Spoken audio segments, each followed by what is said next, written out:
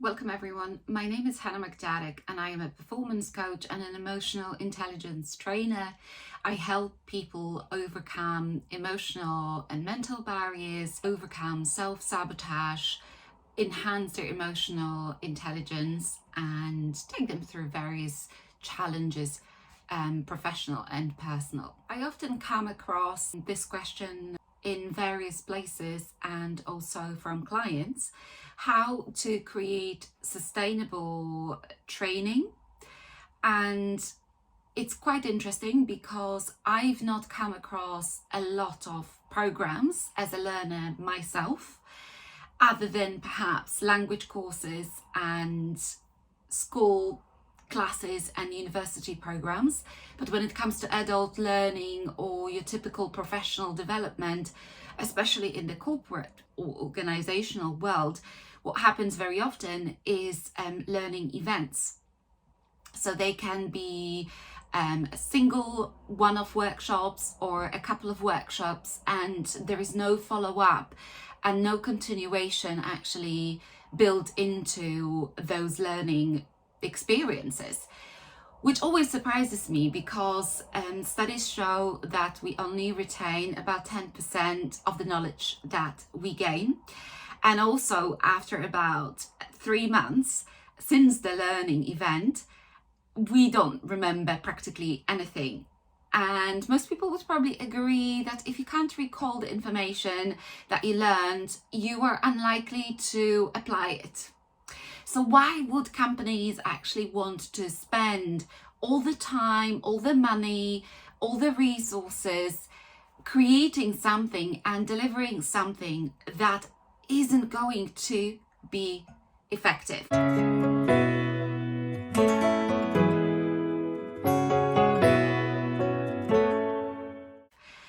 Sometimes I wonder whether it's because they just want to tick the box and be able to say, yes, we've done this. For example, I deliver emotional intelligence training to businesses and organizations, which is a 12-month program. And it's designed in this way so that people can actually develop that learning step by step over a certain spaced out period of time, so that they get an opportunity to go back to the information gained before, apply it to the context of their life, of the circumstances, of their goals and objectives, and learn from those situations as well. So say today you're learning about how to overcome procrastination. So the moment you leave the room or Zoom session, you actually have a toolkit to start doing it. And then when we meet again, we discuss what you've done, what has changed, and then we take the next step, but we would still be going back to the previous step and see how that can help us take this new step. So lack of spacing out training over a certain period of time. We all know that incremental change is the most effective, yet it seems that in learning, in training design, it's not very often considered. There are so many courses out there that promise you to be excellent, and then yes, they are excellent, but unless you actually learn from them, there is practically no point spending your time trying to learn the information without very often paying attention to it. This is something that's hardly ever talked about when it comes to delivering or designing successful learning, that the learner needs to be aware that it's them who need to pay attention to the material to be able to learn. It's them who are in charge of the process. It's them who need to take ownership of the learning to be able to learn. So eliminate distractions, for example. Ensure that they've got a quiet mind, that they're in the right state to be learning. That, for example, they become aware of what they've learned before and how it connects to what they're learning, and get regular opportunities to reflect on what they've learned, which I guess is easier to do when it's incremental learning and when it's a program rather than just a one single event.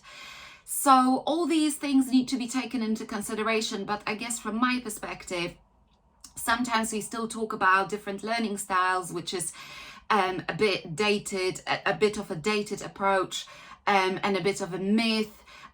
We put so much emphasis on great design and delivery, and yes, this is absolutely right, but unless the learner takes ownership of the learning, they won't learn. And in more contemporary approaches, the teacher, the instructor is there to facilitate the learning and to make sure that they provide as much as possible of the right conditions for learning. But that is certainly limited, especially when it's online learning and in a classroom as well. Obviously, you create a space, you may create those opportunities for social connection that helps the learning process. It creates more emotion in the learning. That means that the learning is actually more effective given how our brain works. But at the same time, if the learner doesn't go back to their learnings, if they don't come with a quiet mind, if they don't manage their focus, and if they don't apply the learnings to the situation and don't reflect, that learning is going to only last for a very short period of time because it will be only stored in short term rather than the long term memory.